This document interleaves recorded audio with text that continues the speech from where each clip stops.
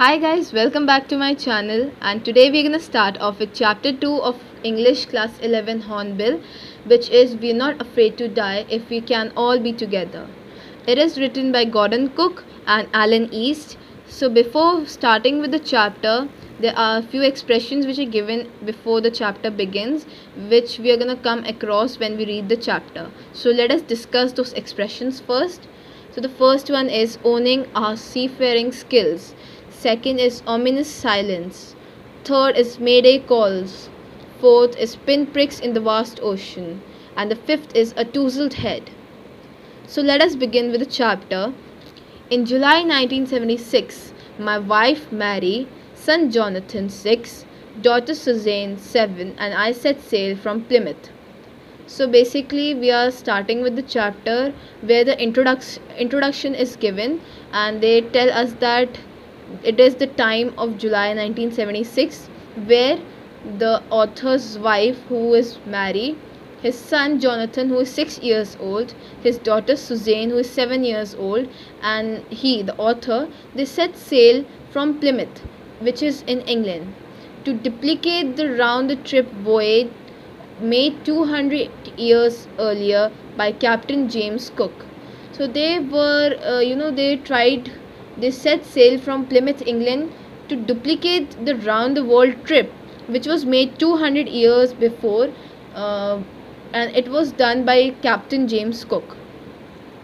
For the longest time, Mary and I, a 37-year-old businessman, had dreamt of sailing in the wake of the famous explorer, and for the past 16 years, we had spent all our leisure time owning our seafaring skills in British waters. So basically, the author, he tells that he's a 37-year-old businessman, and for the longest time he and his wife Mary, they dreamt of sailing in the wake of the famous explorer, which means that they also wanted to do, and they wanted to duplicate the round the world trip, which was done 200 years earlier by Captain James Cook, who was a famous explorer. And for the past 16 years they had spent their free time owning their seafaring skills in British waters, that they used to practice their skills of how they are gonna do the sailing part when they actually start the voyage. So they practiced in the British waters. Our boat, Wave Walker, a 23-meter, 30-ton wooden hulled beauty, had been professionally built, and we had spent months fitting it out and testing it in the roughest weather we could find.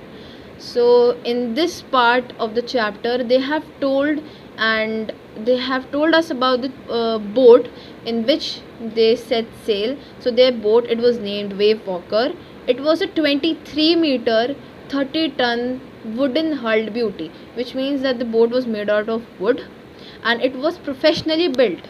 It took them many months. It took them a lot of months to fit the boat out, to assemble the boat and to test it. They tested it in the roughest weather wherever they could find, so that it would make it easier for them to know if it was worth sailing around the world or not. Okay, so the first leg of a planned 3-year 105,000-kilometer journey passed pleasantly as we sailed down the west east of Africa to Cape Town.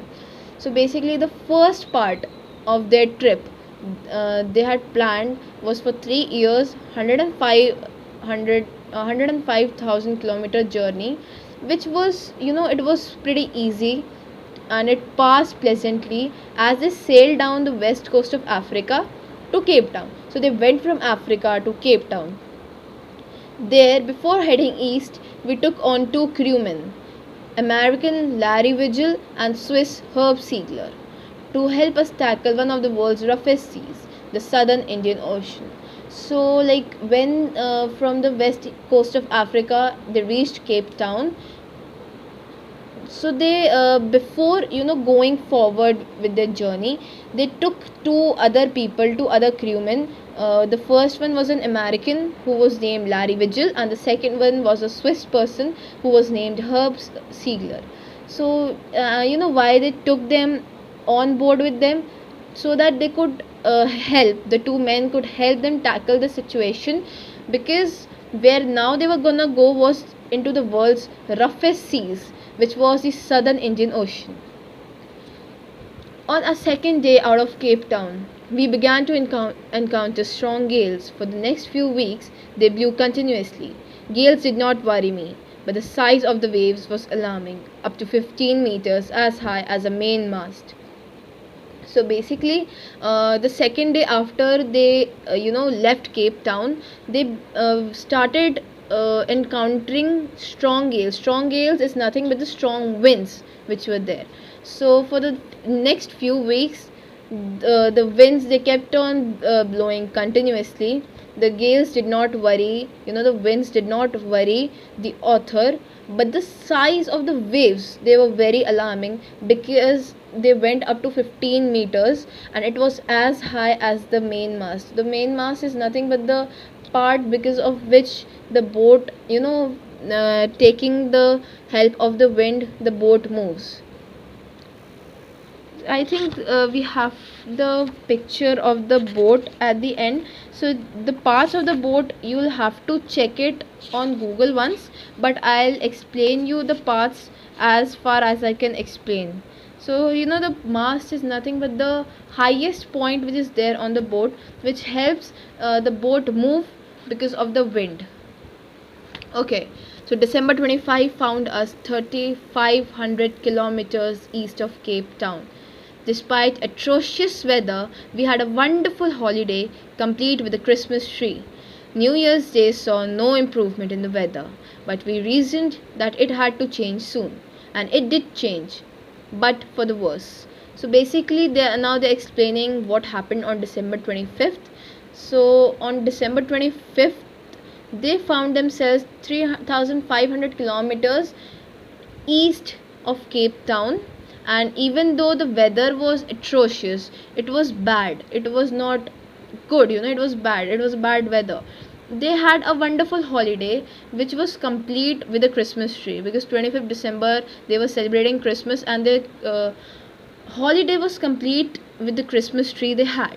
So the New Year's Day, they saw no improvement in the weather, but we reasoned that that it had to change soon. So basically what they thought was like, no, the first part is that the New Year's Day there was no improvement in the weather kept on being atrocious, and they thought that it was going to change, and it did change, but it did not change for the good, but instead it changed for the worse. It means that the weather, it worsened. At dawn on January 2, the waves were gigantic.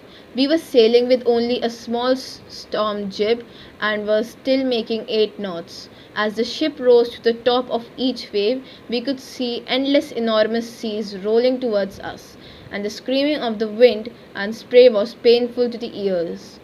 To slow the boat down, we dropped the storm jib and lashed a heavy mooring rope in a loop across the stern. Then we double lashed everything, went through our life raft drill, attached lifelines, donned oilskins and life jackets, and waited. Just a second. Okay, so basically now they are telling us what all happened at the dawn of January 2.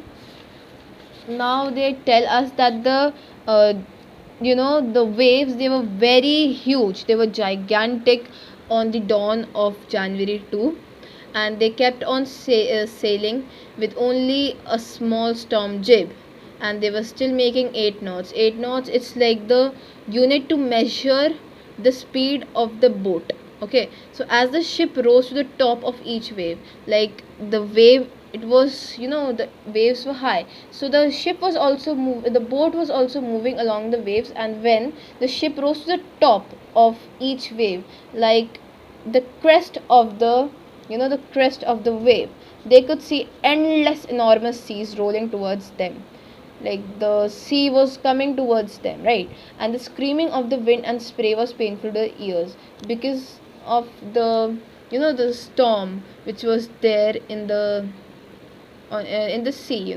So it created a sound which was like screaming of the wind and spray, and it was painful for them to hear.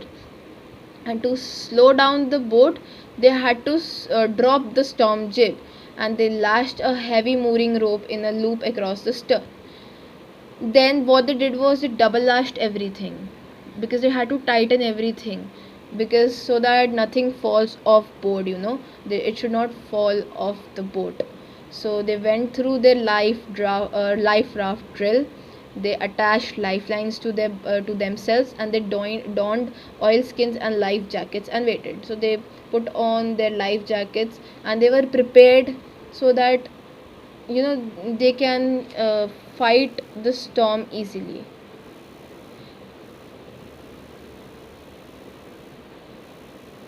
The first indication of impending disaster came at about 6 p.m. with an ominous silence. The wind dropped, and the sky immediately grew dark. Then came a growing roar, and an enormous cloud towered aft of the ship. With horror, I realized that it was not a cloud but a wave like no other I had ever seen. It appeared perfectly vertical and almost twice the height of the other waves, with a frightful breaking crest. So basically what happened, that the first indication of the upcoming disaster was at 6 p.m. when there was complete silence. And the silence, it was like an indication of an upcoming disaster, or a upcoming storm. So the wind, it had dropped, and the sky immediately grew dark. Then came a growing roar, and an enormous cloud towered aft of the ship. So basically, what happened was, what the author thought at first was that there was a cloud which had come towards the ship, but to his horror, he realized that it was not a cloud. Instead, it was a wave which was so high that it was almost twice the height of the other waves which were there.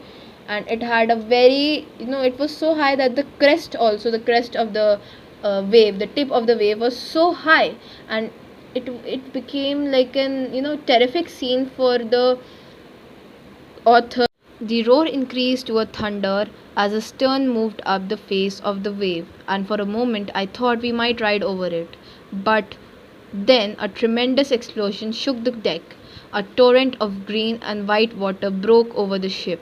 My head smashed into the wheel, and I was aware of flying overboard and sinking below the waves. I accepted my approaching death, and as I was losing consciousness, I felt quite peaceful. So basically what happened was, the wave, it was so high that it came, and it was a very dangerous thing that happened to them. And the roar increased as a thunder as the stern moved up the face of the wave. And for a moment I thought we might ride over it. So what they thought was, they could ride over the wave, but it was, then what happened was, there was a tremendous explosion that shook the deck completely. They shook the boat completely, the ship, and a torrent of green and white water. So the water, it was, the sea water, it was green and white colored. So it broke over the ship, and the author's head, it smashed into the wheel. Wheel is where the ship is handled, and where they have to turn the direction, like we have a wheel in the car. Wheel, we are talking about, the driving wheel. And he was aware of flying overboard, which means that he got to know, he was aware that he had fallen overboard, he had fallen into the water, and he was sinking below the waves. He had accepted his approaching death as he was losing consciousness, and he felt quite peaceful. But unexpectedly, my head popped out of the water a few meters away. Wave Walker was near capsizing, her masts almost horizontal. Then a wave hurled her upright. My lifeline jerked out. I grabbed the guardrails and sailed through the air into Wave Walker's main boom. So what happened was, the author, he thought that he was about to die, but unexpectedly something happened. That his head, it popped out of the water a few meters away, he was a few meters away from the wave walker, which was the boat, which was near capsizing, which means it was about to, it was almost about to sink into the water, because her mast, the front part, it was like, if the boat is like that, it's a boat, like it's a boat, it is going. So what happened was the boat turned vertical, it moved upwards and it became vertical. And the wave it hurled her upright. His lifeline jerked taut. I grabbed the guardrail. So what he did was, like, now he was into the waters, so the lifeline he had attached to himself, it was there still attached to him, which did not let him go very far from the wave walker. So he used the lifeline to go into the boat. He, like, pulled himself, he got hold of the guardrails, and he sailed through the air into the wave walker's main boom, which was the deck. So he went inside the ship by using the, like, jumping over the guardrails using his lifeline, which saved him, instead of, it saved him, and it kept on connecting him with the boat, with the wave walker, which helped him not to lose his life. Subsequent waves tossed me around the deck like a rag doll. My left ribs cracked, my mouth filled with blood and broken teeth. Somehow I found the wheel, lined up the stern for the next wave, and hung on. So he got onto the ship, and what happened was, the waves, it had tossed him around the deck like he was a rag doll, and his left ribs, it cracked, his mouth, it was filled with blood, and his teeth were broken. But somehow, he was successful in finding the wheel. Then he went onto the wheel, and he waited for the next wave, and he hung on. So water everywhere. I could feel that the ship had water below, but I dared not abandon the wheel to investigate. Suddenly the front hatch was thrown open, and Mary appeared. "We are sinking," she screamed. "The decks are smashed. We are full of water." What happened was, like, the water, it was everywhere around the boat and the ship, and he could feel that the ship had water below, like, the water went inside the ship. And but what happened was, he did not dare to abandon the wheel, because, like, he could have gone to investigate, but it would have been dangerous for them, because someone had to be there to, take care of the wheel, so that if another wave or anything else, any other disaster approaches them, they are ready to, they can handle the situation like he was able to handle the situation before. And suddenly what happened was, the front latch, like, there was a area from where Mary appeared. She opened the door of that hatch, she came out, she appeared, and she told the author that they were sinking, and she told that the decks, they were smashed, and the ship, it was completely filled with water. So what happened next was that the author told Mary, his wife, to take the wheel. I shouted as I scrambled for the hatch. So what happened was, he told his wife Mary to take care of the wheel as he shouted, and he went down into the ship.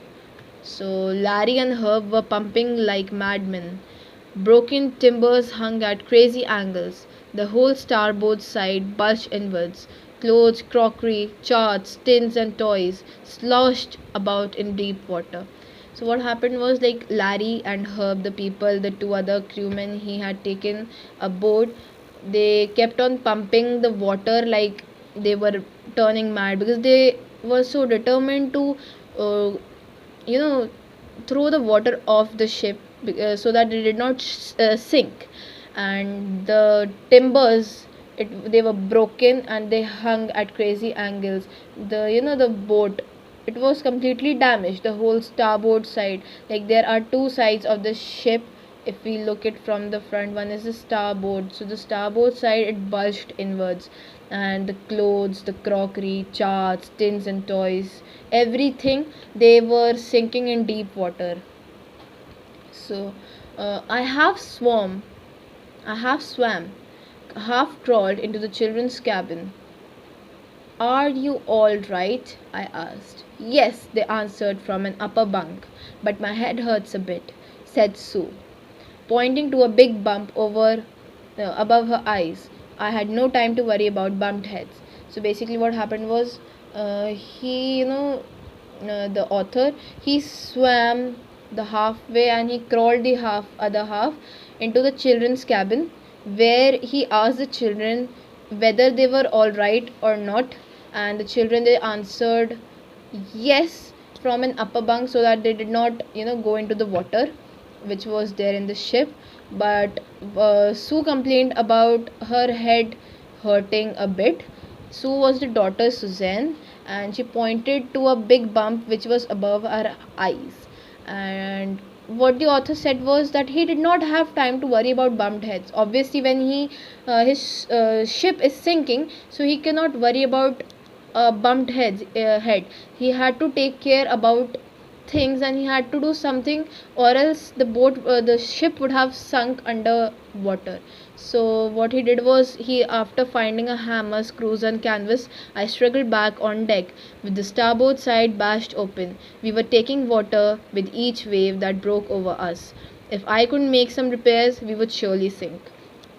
So what happened was, like, after the author found a hammer, screws and canvas, it was difficult for him to get back onto the deck, but he struggled the way when he was going onto the deck. And he's telling about what happened to the starboard side. Like, it was bashed open. They were, the ship was, it kept on taking water inside it with each wave that broke over the ship. And if the author, he could not make any repairs, then definitely their ship would have sunk. Okay, so somehow I managed to stretch canvas and secure waterproof hatch covers across the gaping holes. Some water continued to stream below, but most of it was now being deflected over the side. So what happened was, like, somehow the author, he managed to stretch the canvas and secure waterproof hatch covers across the gaping holes. So he was, trying to cover up the gaps, the holes which were there, so that more water won't come inside the boat, the ship. So some water, it continued to stream below, but most of it was now being deflected over the side. It was going towards the side, it was not entering inside.